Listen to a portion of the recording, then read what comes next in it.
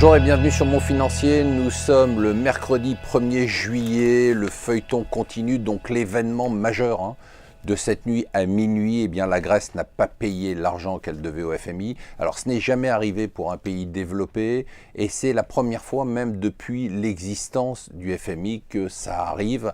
Donc, depuis 71 ans. Alors, qu'est-ce qui va se passer maintenant ?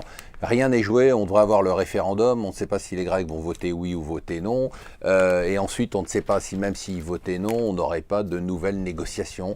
Et dans tout ça, ce qui est très étonnant, comme nous dit le Financial Times, c'est que l'euro résiste, il fait même une de ses meilleures performances trimestrielles depuis 4 ans. Alors soit les investisseurs ne croient pas à une crise et un Grexit, soit ils pensent que finalement l'Europe serait plus forte et l'euro plus fort sans la Grèce, qui est quand même assez possible. Rappelons quand même que c'est la Grèce qui a mis l'Europe dans la situation de crise financière qu'on a connue pendant quelques années.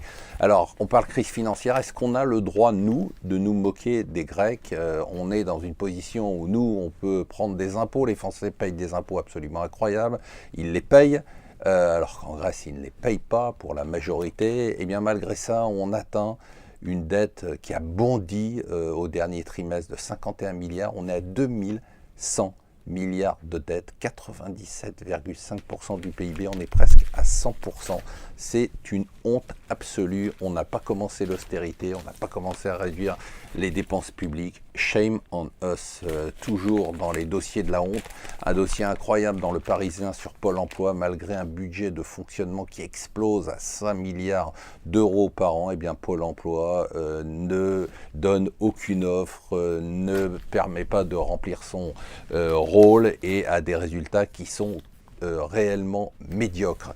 Alors, le Wall Street Journal nous dit, et si finalement les États-Unis décidaient de ne pas augmenter les taux d'intérêt compte tenu des tumultes de la dette grecque?